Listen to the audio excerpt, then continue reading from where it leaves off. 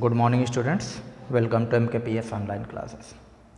बेटा आज हम बिल्कुल नया चैप्टर स्टार्ट करने जा रहे हैं। ये चैप्टर नंबर 9 है और ये आपके फिजिक्स पार्ट 2 का फर्स्ट चैप्टर आता है। यानी फिजिक्स पार्ट 2 में ये स्टार्टिंग चैप्टर हुआ और वैसे आपका सीक्वेंस में चलते हैं तो चैप्टर नंबर 9 है। काफ़ी अच्छा और इंटरेस्टिंग चैप्टर है जिसको हम कहते हैं इलास्टिसिटी। इन शॉर्ट हम इलास्टिसिटी बोल देते हैं। और वैसे मैकेनिकल प्रॉपर्टीज ऑफ सॉलिड्स, यानी आपका जो बुक में चैप्टर का नेम है वो है mechanical properties of solids, but in short हम इसको इलास्टिसिटी ही बोलते हैं क्योंकि हम ज़्यादातर चीज़ें इलास्टिसिटी के आसपास ही पढ़ते हैं इस चैप्टर में, इसलिए हम इलास्टिसिटी भी बोल देते इस चैप्टर को। अब ये चैप्टर तो एक बेसिक हुआ 11th में, बट इसकी एप्लीकेशन इंजीनियरिंग लाइन में बहुत ज़्यादा है।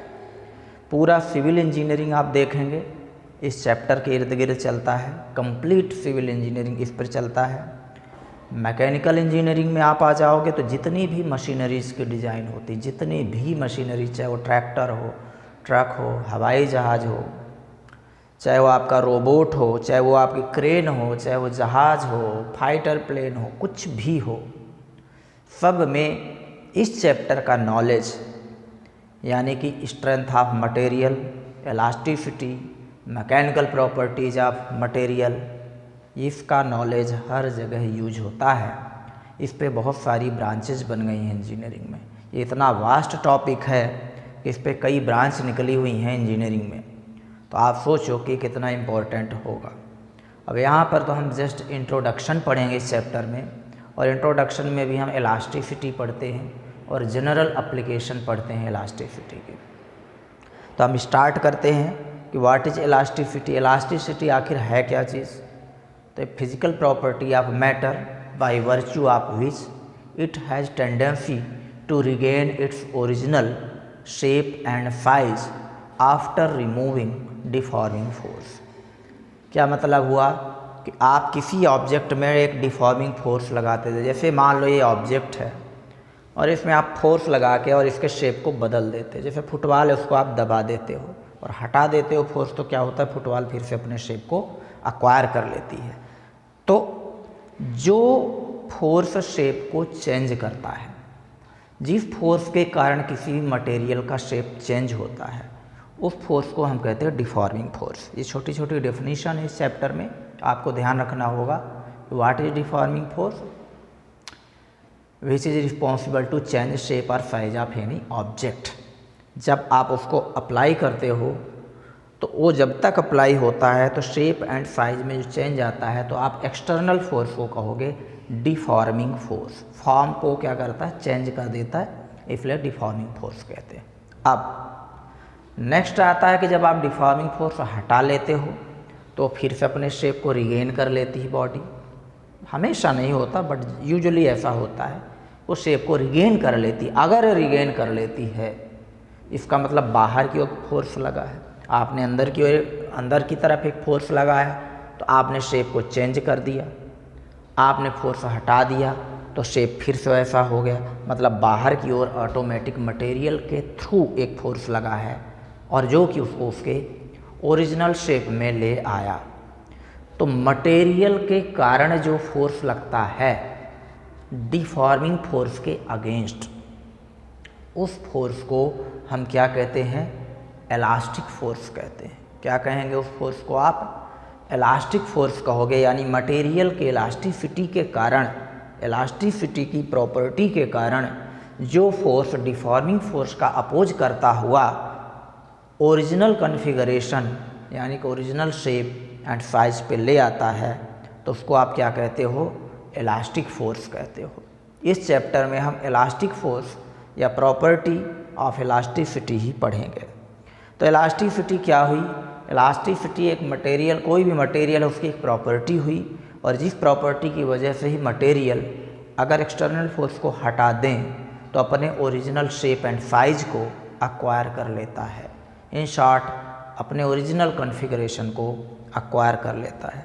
तो इलास्टिसिटी ही वो प्रॉपर्टी है जिस प्रॉपर्टी के कारण कोई भी मटेरियल अपने शेप एंड साइज को रिगेन कर लेता है after removing deforming force.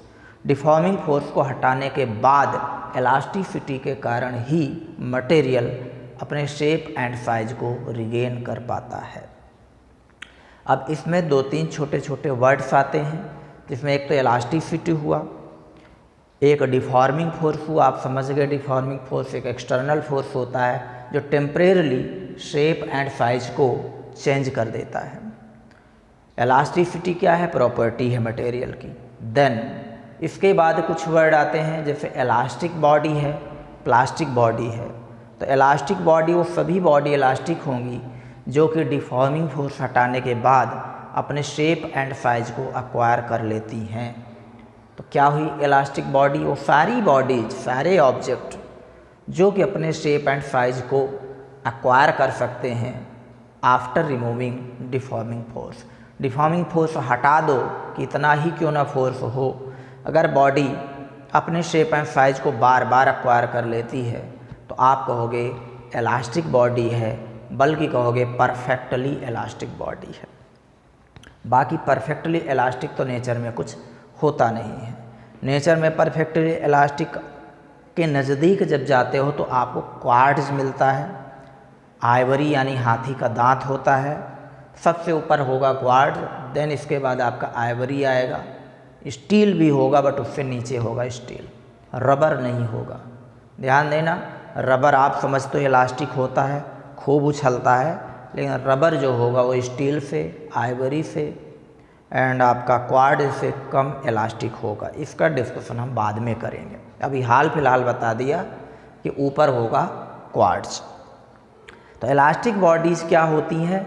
Theoretically perfectly elastic body का मतलब हुआ कितना ही डैमेज कर दो शेप में, जैसे ही फोर्स हटाओगे वो फिर से रिगेन कर लेगा। अब ऐसा तो दुनिया में कुछ है नहीं कि कोई भी आप ऑब्जेक्ट लो और उसमें खूब फोर्स लगा के डैमेज करो और फोर्स हटाओ तो फिर से वैसा हो जाए।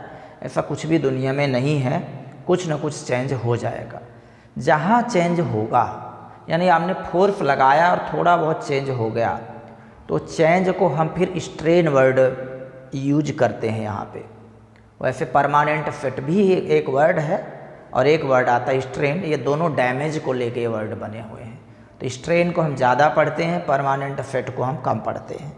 परमानेंट फिट यानी कि परमानेंट फिट ही हो गया, वो जो चेंज होना था हो गया कंप्लीट, ओरिजिनल शेप बदल के एक नया शेप आपको मिल जाता है, तो परमानेंट फिट कहते हैं। और जितने का चेंज हुआ और अपॉन जितना था रेशियो निकालते हैं तो स्ट्रेन मिलता है हमको। ये हम स्ट्रेस स्ट्रेन बाद में पढ़ेंगे। तो हमने डिफॉर्मिंग फोर्स पढ़ा, इलास्टिसिटी पढ़ा, इलास्टिक बॉडी पढ़ा, वो सारी बॉडीज इलास्टिक हैं जिनमें डिफॉर्मिंग फोर्स हटाने के बाद वो अपने शेप एंड साइज को रिगेन कर लेती हैं। फिर नेक्स्ट टर्म आती है इस चैप्टर में plastic body. Plastic body actually just opposite है इलास्टिक बॉडी से, यानी प्लास्टिसिटी और इलास्टिसिटी। इलास्टिसिटी प्रॉपर्टी है to regain its original shape and size, और प्लास्टिसिटी ठीक उल्टा है, मतलब बिल्कुल ही रिगेन ना करे। फोर्स लगाओ, डैमेज हुआ, फोर्स हटाया, बिल्कुल ही रिगेन ना करे तो कहोगे प्लास्टिक बॉडी है। अब यूजुअली आप लोग प्लास्टिक से समझते हो रबर। प्लास्टिक आप देखते हो प्लास्टिक की बॉल होती है और वो उछलती है, आप ऐसे मानते हो रबर है। रबर और प्लास्टिक में अंतर है, ये आपको ध्यान रखना है। प्लास्टिक जो होगा बिल्कुल ही अपने शेप को रिगेन नहीं करेगा। जैसे च्युइंगम हुआ, च्युइंगम को खींच दो तो बस खींच गया, वो वापस से सिकुड़ता नहीं है। मड हुआ, कीचड़, कीचड़ को आप डैमेज एक बार कर दो फोर्स लगा के, थोड़ा भी रिगेन नहीं करता। तो ये जो हुए एक तरीके से परफेक्टली प्लास्टिक बॉडी के नज़दीक हुए। परफेक्टली प्लास्टिक भी होता तो नहीं नेचर में, लेकिन फिर भी हम मड को मान लेते हैं कि जो मड है, पुट्टी है, ये लगभग near to perfectly plastic body है। तो प्लास्टिक बॉडी क्या हुई? प्लास्टिक बॉडी हुई जो डिफॉर्मिंग फोर्स हटाने के बाद शेप एंड साइज को रिगेन ना करे। अब आता है आपका स्ट्रेस। स्ट्रेस क्या होता है? परपेंडिकुलर फोर्स, किसी भी ऑब्जेक्ट में perpendicular force upon area, contact area. तो फोर्स अपॉन एरिया ये होता है आपका स्ट्रेस। अब स्ट्रेस आपकी दो तरीके से वर्क करेगी इस चैप्टर में। अब आप कहोगे सर ये प्रेशर भी तो होता है, प्रेशर भी फोर्स अपॉन एरिया अपन निकालते हैं। वो जो प्रेशर है वो प्रेशर एक अलग चीज़ है, वो गैसेस के लिए होता है प्रेशर, या लिक्विड के लिए होता है, ये सॉलिड के लिए हम पढ़ रहे हैं। यानी सॉलिड में आपने फोर्स लगाया तो प्रेशर ठीक है लग रहा है, बट यहाँ पे स्ट्रेस वर्ड आएगा फोर्स, यानी कि perpendicular force per unit area, यानी कितने एरिया में लग रहा है डिवाइडेड बाय दैट एरिया हम करते हैं इसमें। तो हमेशा फोर्स हम कंप्रेस ही नहीं करते, कभी कभी हम खींचते भी हैं। जैसे आप रॉड को कंप्रेस भी कर सकते हो और रॉड को आप खींच भी सकते हो।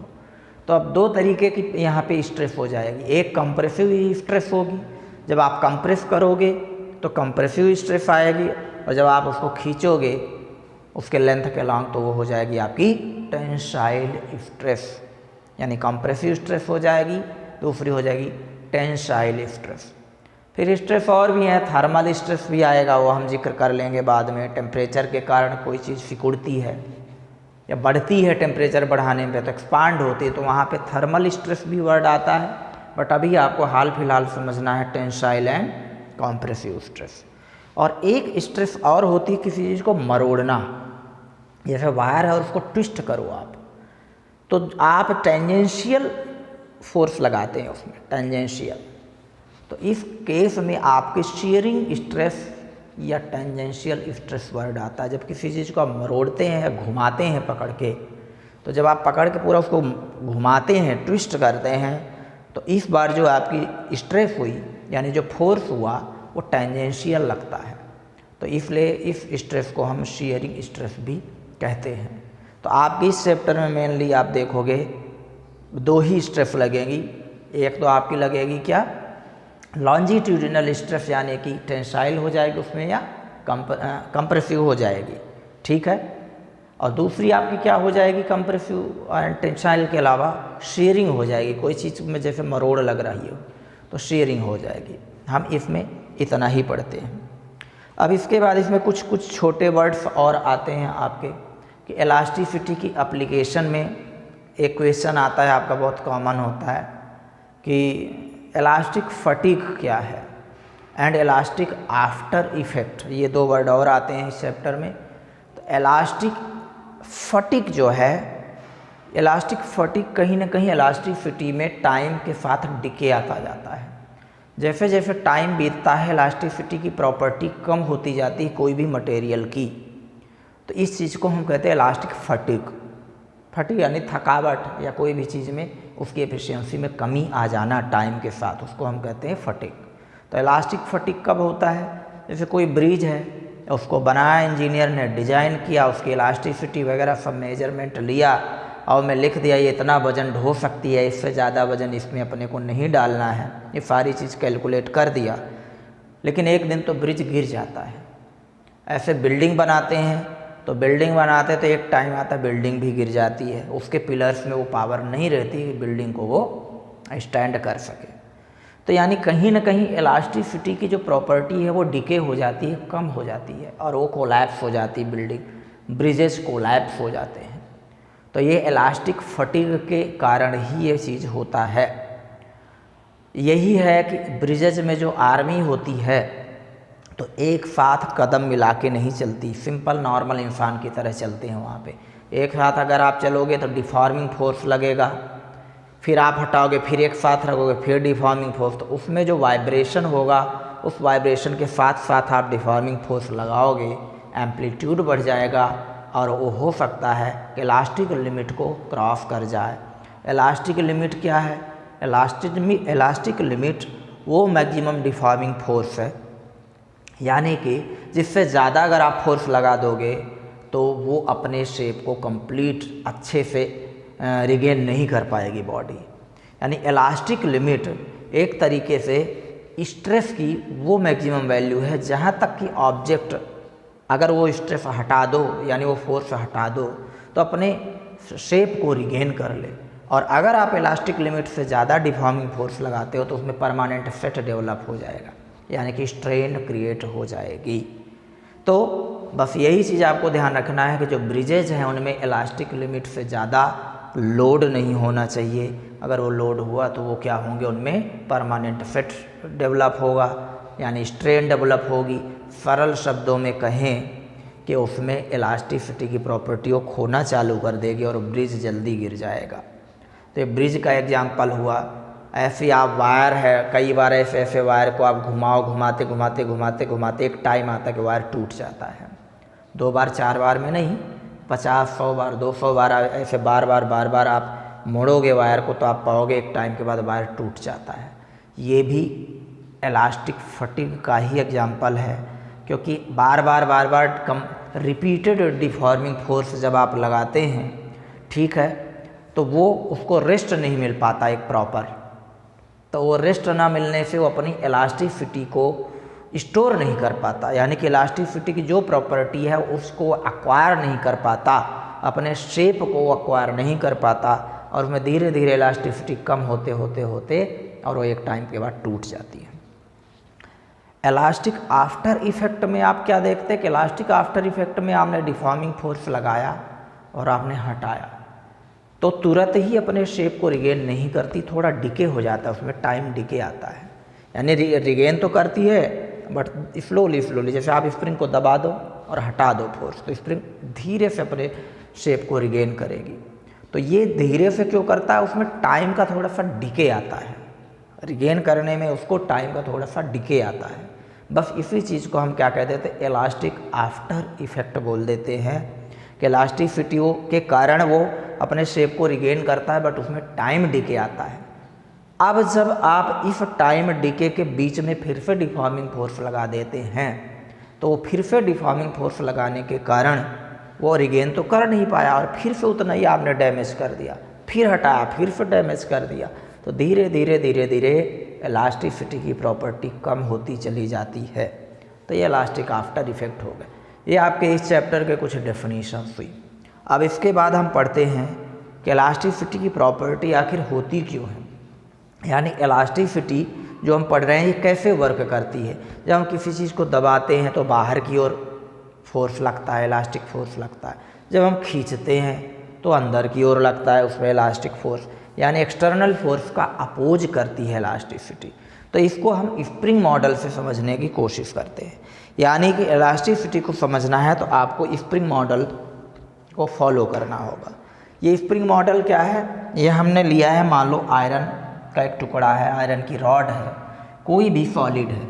तो सॉलिड आप जानते हैं एटम से बने हुए होते हैं, और जो एटम्स होते हैं उनका एक डेफिनिट स्ट्रक्चर होता है।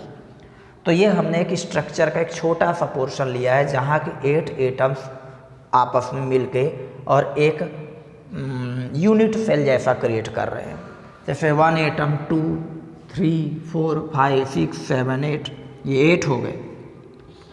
इनको आप 8 बॉल मान लो जो कि पास में आपस में एक दूसरे के क्लोज है, 2 और ये 2 4 और फिर ऊपर 4, ये 4 मिलके ऐसे जुड़े हो, 4 नीचे और 4 ऊपर, ये आपस में कांटेक्ट में है। और ऐसे ही फिर आप इस चेन को बढ़ाते जाओ तो कंटिन्यू एक दूसरे से जुड़े हुए हैं। ये एक डेफिनिट स्ट्रक्चर होता है। अब जब आप फोर्स लगाते हो तो स्प्रिंग को आप ज़रा गौर से देखो, स्प्रिंग को जब आप दबाओगे तो स्प्रिंग को दबाओगे तो डिफॉर्मिंग फोर्स कंप्रेशन का है, लेकिन जैसे ही आप हटाओगे तो ये रिगेन करेगा, यानी इलास्टिक फोर्स इसमें डिफॉर्मिंग फोर्स के अपोजिट लगेगा, ठीक है। यानी स्प्रिंग क्या करेगी, एक्सपांड करेगी। ऐसे जब आप इसको खींचोगे तो डिफॉर्मिंग फोर्स आपका बाहर की साइड होगा, तो इलास्टिक फोर्स इसमें अंदर की साइड होगा, यानी अपोजिट टू डिफॉर्मिंग फोर्स। तो स्प्रिंग से हम जैसे समझते हैं, स्प्रिंग को आप एक्सटेंड करोगे, खींचोगे तो इलास्टिक फोर्स अंदर की ओर लगेगा, और जब आप उसको कंप्रेस करोगे तो इलास्टिक फोर्स बाहर की ओर लगेगा। बस ठीक ऐसे ही मटेरियल में होता है। मटेरियल के मॉलिक्यूल्स या मटेरियल के जो एटम्स होते हैं एक दूसरे के कांटेक्ट में होते हैं। जब आप उनको दबाते हो तो बाहर की ओर फोर्स लगता है, और जब आप उनको खींचते हो तो अंदर की ओर फोर्स लगता है। ले दे के वो फोर्स उसी शेप एंड साइज पे पहुंचाना चाहता है जहाँ पे ओरिजिनली बॉडी होती है। तो इस तरीके से आप समझ सकते हैं कि इलास्टिसिटी का जो फोर्स होता है वो कैसे बार बार शेप को रिगेन करने में हेल्प करता है। आज के इस वीडियो में इतना ही, बाकी आगे पढ़ेंगे।